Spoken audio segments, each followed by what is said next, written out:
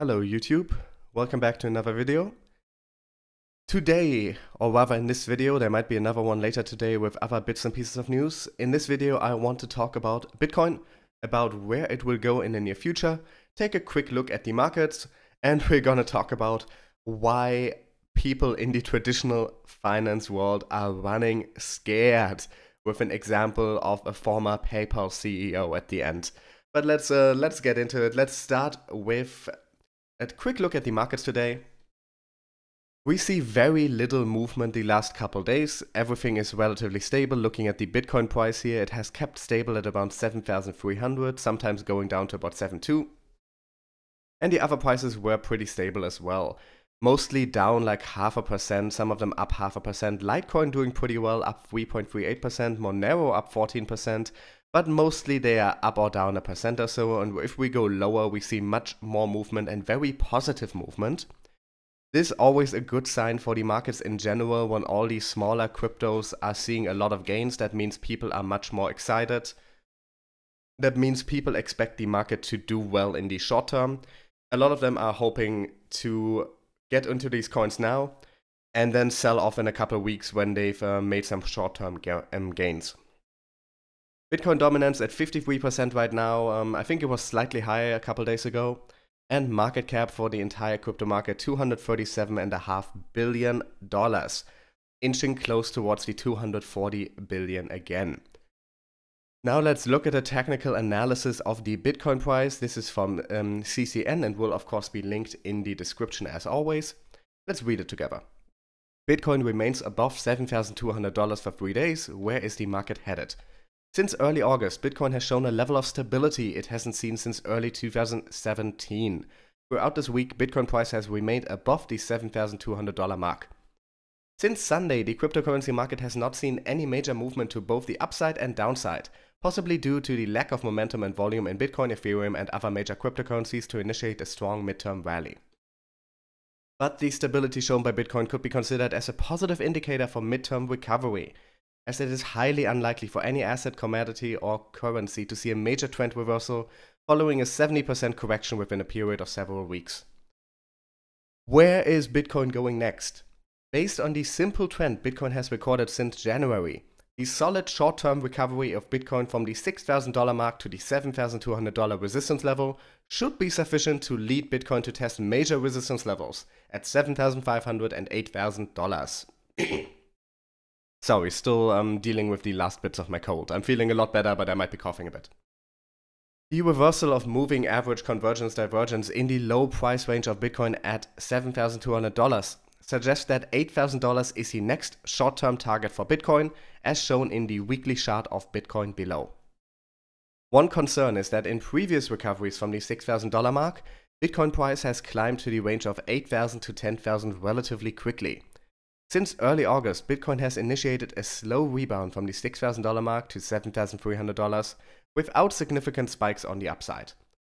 Blood, a highly regarded technical analyst within the cryptocurrency community, stated that the close of the 3-day candle of Bitcoin on September 3rd is optimistic and that it may trigger the price of Bitcoin to rise in the short term with solid support. He says, "Beautiful close, rally from yearly lows intact. Next 3-day close will be massive for Bitcoin, especially given the huge short open interest. Low volatility with a huge cash buyer providing support. I think it's unlikely the shorts are a massive synthetic put a la OCAC style," he explained. Both 3-day and weekly candle charts of Bitcoin demonstrate a movement to the upside for the dominant cryptocurrency in the short term, especially if the volume of the currency can hold up in the 4 to 5 billion range. Tokens finding some momentum.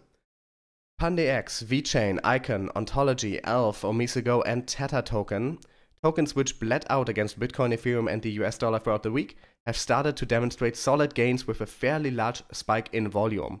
This is what I was just showing you on CoinMarketCap. Newly found momentum of tokens is often a positive indicator for the short-term performance of the cryptocurrency market, as it signals the intent of investors to take high-risk trades over safe options like Bitcoin that have shown stability for over a month. In the upcoming 24 to 48 hours, if Bitcoin price can break out of the $7,500 resistance level, it may potentially eye a movement to $8,000. So this is a very, very optimistic short-term analysis, and in a day or two we should know how true this has come.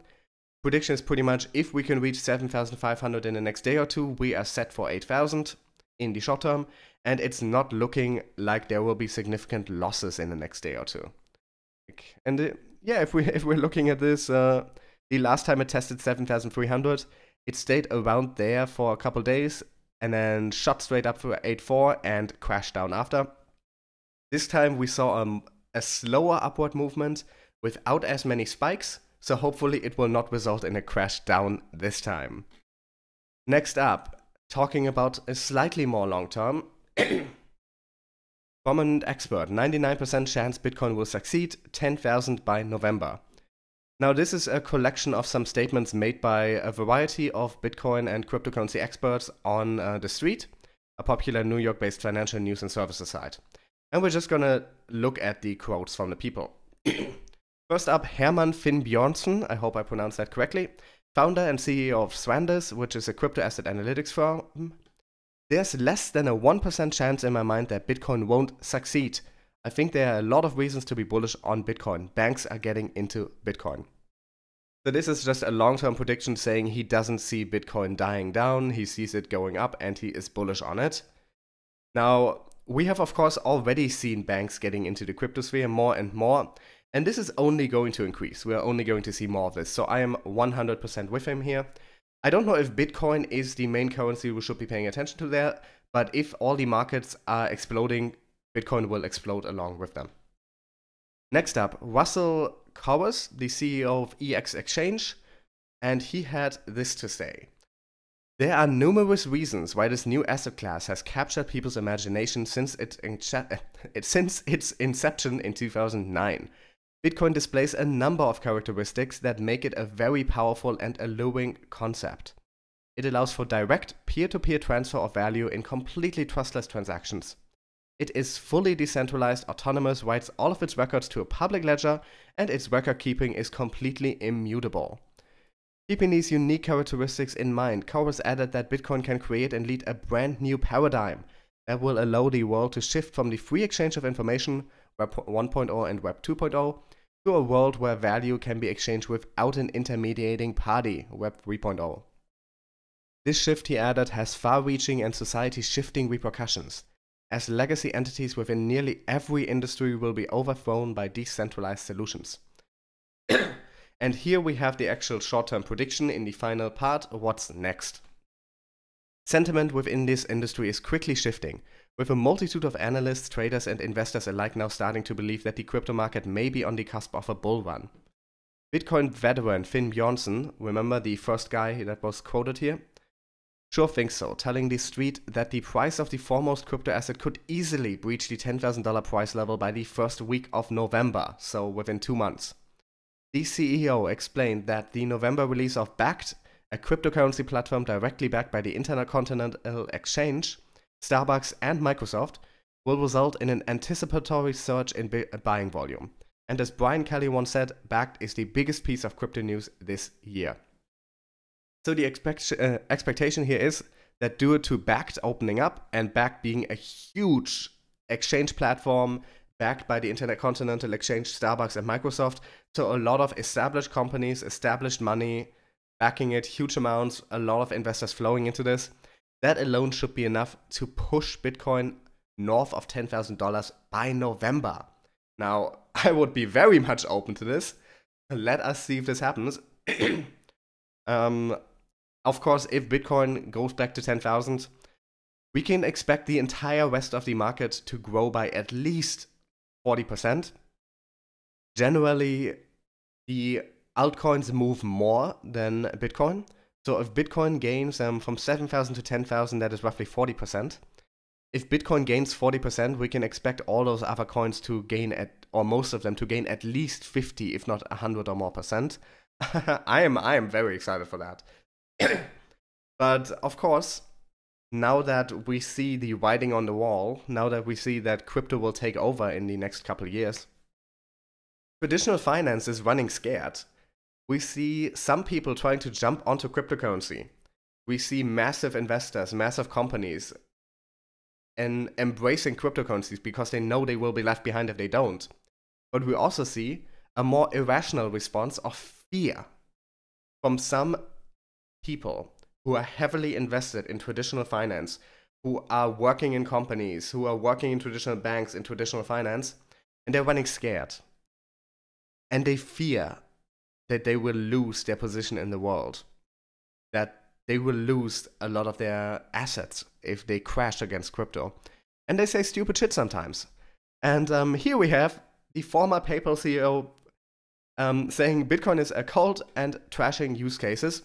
Now, importantly here, he's saying that crypto is a cult, not Bitcoin.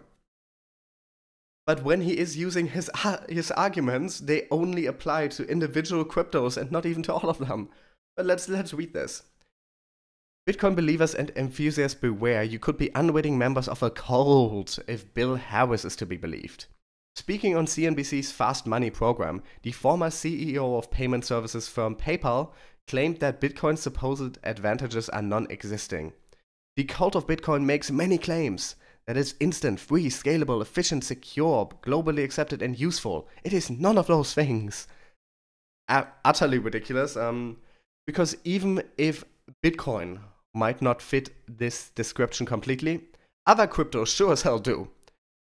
Other cryptos are a whole lot cheaper. Like, do you know how much a SWIFT international monetary transfer costs? Have you ever walked up to, like, what are they called, like MoneyGram and stuff like that, and checked how much an international transfer that costs? Depending on which country you're sending to, it can take weeks and it can cost like 20% of what you're sending. Now look at what Ripple XRP is doing. You can send the same amount of money within seconds, and you're going to be paying like half a cent in fees. That is instant. That is essentially free. That is efficient, secure, and it can be globally accepted. So this guy is a massive idiot. He's just angry.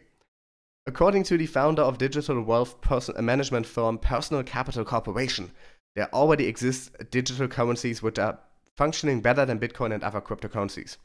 And he says, we've got digital currencies, and we've got digital currencies that are more stable, more widely accepted, and have intrinsic value.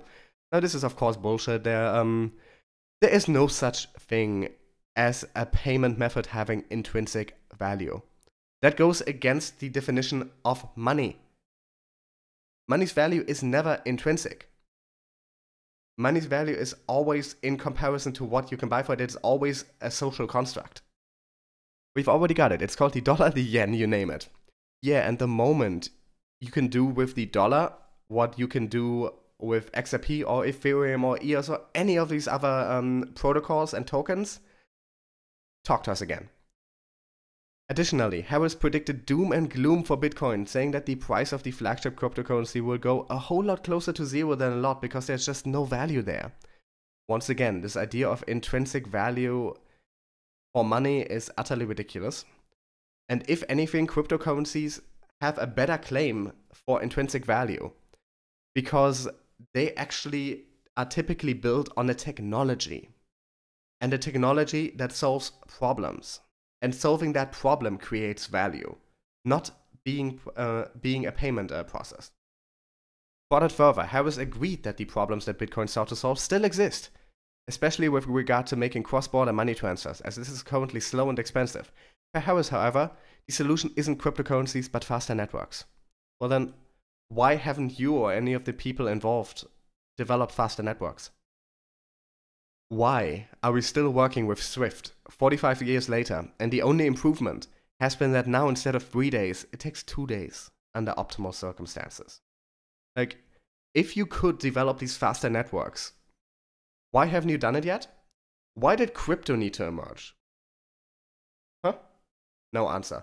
I'm not gonna give this guy any more of my time. I just think it's utterly ridiculous, and this just proves that these people are scared because he might believe all of these things, but I think he's telling himself these things because he knows that the technology that he is heavily invested in is just so utterly incapable of holding its own against crypto. And Bitcoin is an easy target. Bitcoin as the first cryptocurrency as we know it now isn't as technologically advanced as pretty much any of the cryptos that came after it. So it's an easy target. It's the first in a line of new technology. Of course, it has issues. Most of these arguments fall apart completely when you look at newer projects that have better technology. And there are very much all the things he claims cryptos are not. So this is ridiculous. I just wanted to talk about it because it's just more proof that the crypto revolution is coming. Because these people wouldn't be talking about it if they weren't scared. A PayPal CEO, well, he's not a PayPal CEO anymore, would never be talking about these things if they weren't personally threatening to him. And that is the takeaway from this video, and I'm going to end it here. Thanks a lot for watching, and thanks a lot for watching the video I made yesterday. I made a video yesterday, Can Ripple XRP Make You a Millionaire? And it has gotten more views in half a day than any of my videos before. I think it has more views than the 10 videos before it taken together in less than 12 hours. That is crazy. I made some minor errors in it, and I just wanted to say, if you look in the comment section, in the top comment, I posted some corrections, but those are minor errors. The calculations still stand. Just wanted to say that. And aside from that, thanks for watching. I will be back tomorrow. And as always, if you head into the description, you will find the links to all these articles, as well as if you want to support the channel, because a couple people have asked. It's kind of crazy that people asked it all. There are donation links for XRP, Ethereum, and Bitcoin. If you want to help out, it's really appreciated. And I will see you guys soon.